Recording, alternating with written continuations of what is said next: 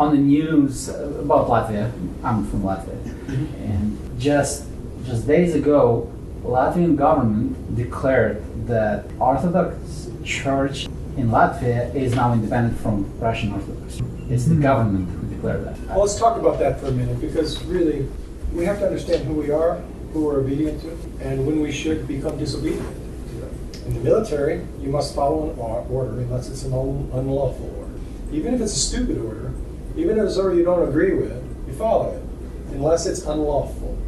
Same thing in the Orthodox faith. You follow your bishop, unless he is not unlawful in the sense of is he a sinner, but is he preaching heresy bareheadedly, without repentance, without allowing himself to be corrected. If that's the case, then we have, as lay people, we have the right to leave our bishop, to go somewhere else. As a priest, I have a right to leave my bishop. But we must be very careful about when we do that. We don't do it because of personality conflict. And basically, this is a huge personality conflict. People don't like Patriarch Curiel. I'm dissatisfied with how he has handled his rhetoric about the war. I'm dissatisfied with the way that Metropolitan Onuphrius has. I don't understand why the two of them haven't literally gotten on the phone and said, let's go to Sweden or somewhere and let's celebrate liturgy together. And then let's issue a joint statement saying that we don't want to favor any government over another, that we are Slavic peoples and that war is a tragedy, and that we fully understand that whatever we say is not going to impact immediately what a political leader is doing, because there are many, many forces at play, much more than just Ukraine and Russia. And the forces in Ukraine, maybe there's a couple dozen or less. Maybe there's some in Russia, a couple dozen or less. I would think less. Then there's also NATO. There's also these weapons and manufacturers that want to make stuff that gets blown up at airports so they can send more of it.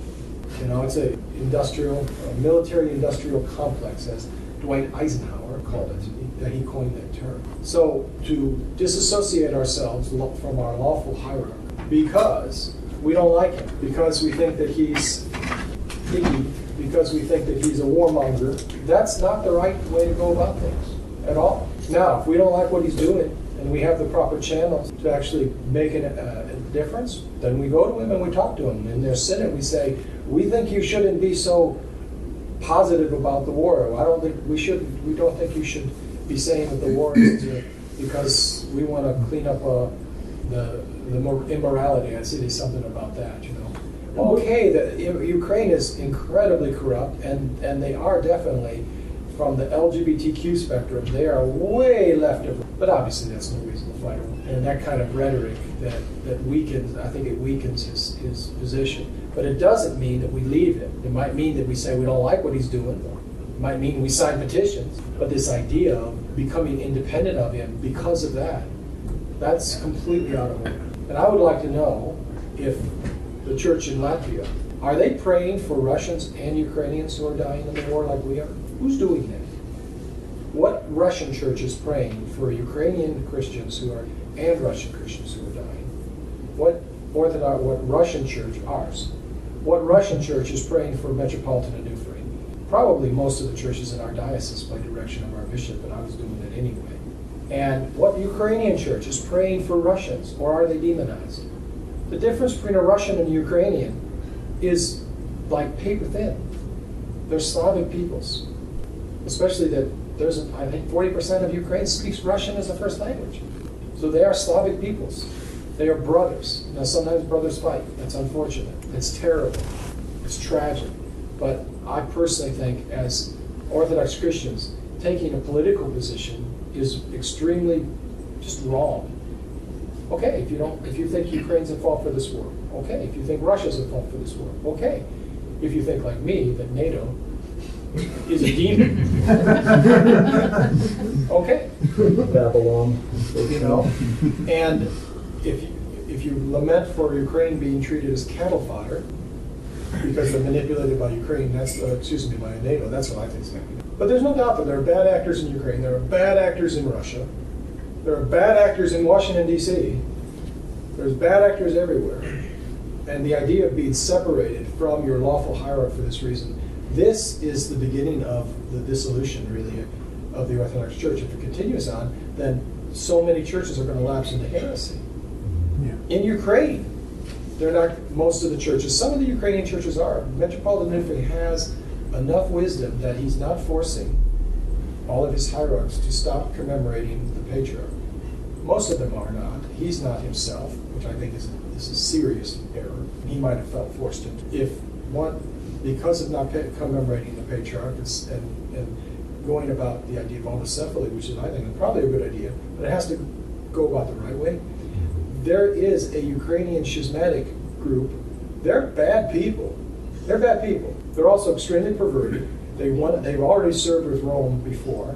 They want to basically have union with Rome as unions. They want to do it. They're bad actors. And the head guy who's behind the scenes was married to a woman. They knew about it. He had a woman. He had children as a metropolitan. I think he actually, did he even call himself a patriarch? I think he did.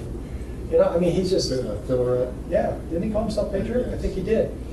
And he's a bad actor. And then the guy he's got in his place, you know, as the head, but really the titular head, is basically his protege. So you know who's pulling the string. This is bad. This is bad for Ukraine, bad for Russia, bad for people in America. I don't care what kind of Orthodox Christian you are. This is a tragedy. Because if the Ukrainian church lapses into heresy, that's a terrible thing. There'll be just a remnant, and most of the Ukrainian church lapses into heresy. They're not doing it now, but certainly some of the safeguards against it are gone now. So whatever your political opinion is, if you don't pray for Ukraine, if you don't pray for Russia, both of them, you're doing it wrong. If you don't pray for Patriarch Curiel, if you don't pray for Metropolitan Onuphrius, both of them, you're doing it wrong. And I would like to see every single Orthodox church, whether they're Russian, Ukrainian, Greek, Albanian, I don't care, they should be praying for both chief hierarchs and for the dead and the suffering of especially Ukraine, but I mean there are Russians that are suffering. I mean the Russians have taken casualties. There's been shelling of Russia, not just Donbass. There's been shelling in Russia. Not a whole lot of it, because the Ukrainian army doesn't have the resources to prosecute a war into Russia. It's impossible for them right now. But they're just throwing a few missiles here and there. Whatever your opinion is, it doesn't. You have a right to your opinions. Everybody has a right to their opinions. But we don't have a right to demonize. I'm sure there's some of those same players that are seemingly orchestrating this, that are loving the fact that it's destabilizing the Orthodox Church. Yes. Yeah. I personally think that one of the major things that by the spirits that are high in the air, the spirits of wickedness in the air, they care about destabilizing the truth. Now, there are people that want to get at Russia, that hate Russia. Russia is one of the last bastions of actually having any holding on to traditional sexual morality. Now, by no means am I like waving a flag that Russia is the greatest country of all time. I mean, that's just silly. There's still many problems. Most people that identify as Orthodox in Russia are Orthodox on Pascha, right? Only, okay? And that's only until, 15 minutes after midnight, when they go home. Okay? Just like in Ukraine, just in Greece, just like in Serbia, the church is very moribund. And what we should have, well, we don't, unfortunately. We have a few. We should have hierarchs that are speaking out stridently about loving our brother and not making a political statement that my country's right and that country's wrong and my country's good and that country's evil. That's just stupid. That's just stupid. And it's not Christian to speak that way. What is Christian is, in my opinion, my humble opinion. I'm Irish and humble. Can you believe that? That's like jumbo shrimp. But in my humble opinion, every church should be doing at least what we're doing, and that is praying for Ukraine and Russia, and praying for the dead, praying for the living. And I designed it purposefully in a sort of a repetitive way. I pray for Ukraine first. I'm a Russian church. I'm American, but I'm in the Russian church. My patriarch is Curiel. I commemorate him. I'm not afraid to do that. I'm ashamed to do that, because he's done nothing heretical. I don't agree with his policies. I think he's been pretty kind of namby-pamby about it. Okay, but he is my patriarch. I have a right to disagree with him. I have no right to disobey him. So I commemorate first Ukraine, because I want to make sure everybody knows that I have no prejudices. And then I commemorate And that should be in every Russian church. And in my opinion, in every Ukrainian church, it should be reversed. But I doubt that it's done very often. I think most Russian churches are saying, we got to win the war. You know, go Notre Dame, beat up Michigan. Didn't Patriarch Curiel actually direct the priests to pray in favor of the victory of the Russian way? I think he might have, and I don't want to pray in favor of any victory. I want to pray in favor of peace, lasting peace. Mm-hmm. No one can argue geopolitically that the way to have lasting peace is for Ukraine not to be a security risk to Russia. Mm-hmm. One could argue that. I personally believe that's the case. But regardless, God can make all kinds of things happen. There are prophecies by St. Paisios that this is going to destabilize Turkey, and that the homelands that are Greek are going to go back to the Greeks. Mm. They know what to do with them because Greece is getting, it's very warm. They'll go back to the Greeks and they'll make everybody be vaccinated. Yeah. Give a question to Carly. You answered it though. I was going to ask, what do we do? What's the little guy do? The common guy? Well, the little guy prays. Yeah. I pray for Ukraine and for Russia every day. I pray for Curiel and Onuphrius, the patriarch and metropolitan, every day. I pray for peace. Not just peace in that, like, everybody put down their guns. That is not realistic. When does that happen? That we say, oh, you guys shouldn't be shooting at each other, so stop shooting. Just Russia, just go back, let Ukraine go ahead and have missiles on their border. Are you serious? What president is going to allow that? Would we allow that in Canada or in Mexico? Well, we didn't Why? say Cuba. We didn't allow it in Cuba. We were ready to go to war because of that. Yeah. Those are tough decisions to be made. I'm glad I wouldn't make a decision like that. I don't have the power to make such a decision. But we have to understand there's a lot of geopolitical realities here. And no country is going to say, oh, sure, you can have missiles aimed at Moscow that can get there in 3 minutes. No problem. We want them at least as far away as Poland. That's quite a bit further away. I'm glad you made that statement, and I could get on my soapbox about this. It's very important for us to pray for peace, but peace in the right kind of way, in God's way. I'm not praying for Russia to win. I'm not praying for Russia to lose. I'm praying for peace. I'm really praying for the Ukrainian church to maintain its orthodoxy, because there are great movements to get rid of it and move them to the schismatics. They need to be unified. So does the Latvian government have the authority to No. do that? That was my point. That was the point I was going after. Of course You dug much deeper than that. But how possibly can a government make that decision? I'll answer that by an African kind of proverb. Why? Well, it's not a real proverb, kind of like a little question. Why the male lion who's lazy, sitting around sleeping, and the female lions of the pride, why they hunt, right? Most of the time. The male lion's just laying around. He doesn't make the kill, but he's always the first to eat. Do you know why? I don't know the right answer, but Because he can. Because he's bigger and stronger than two female lions put together. And nobody's going to challenge him. So they make way for him, and he eats what he wants, and then they get the rest. So the fact is, if the government can, they do. And if the people allow it, then that's what it'll be. No, the government has no authority in this to say in a religious way.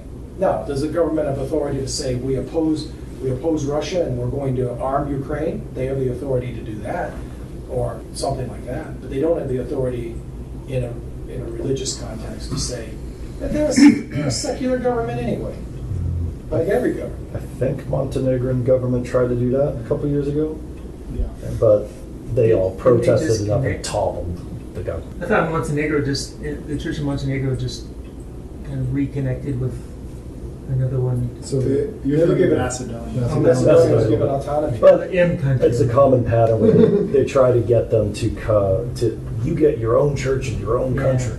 So it's like a common. So Yeah, way they to split the tried to do church. that in Montenegro and it didn't work. The people Yeah. said no. The top of the government.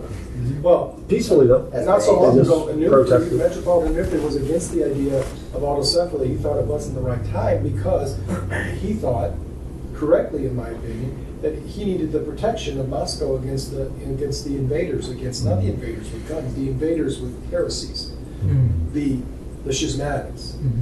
But now, because they had a synod, and everybody was like, we hate Russia, they're terrible, blah, blah, blah, we're Ukrainian, we're not going to commemorate a Russian, down with Russia. And he gave into that. And, okay, I don't know what the fruit of that's going to be. I do know that, at least back then, things might have changed in the past several months, that there were churches that were still commemorating the patriarch, and he was not forcing them to not commemorate the patriarch. We don't leave our patriarch, our bishop, our archbishop, anybody like that, because we don't like him, because we don't like his view on war, or even because we find out that he's a homosexual, or whatever else. If he preaches heresy. Now, if we find out he's a homosexual, we bring him up on charges and we defrock him. That's different, right? You can defrock people, but the idea of defrocking Patriarch Curiel because he's a little bit weak dealing with Russian propaganda, well, how many bishops are strong? Find me one. On the same topic, what's going on with Onuphrius, and has there been any official censuring? No, his no, recent- and there probably won't be. There won't be. First of all, there's a ton of that stuff going on in Greece. And, this doesn't come out of nowhere. And, of course, the patriarch was fully aware before it happened, of course. Because he's the patriarch's right-hand man. So, this kind of stuff is happening. Well, there's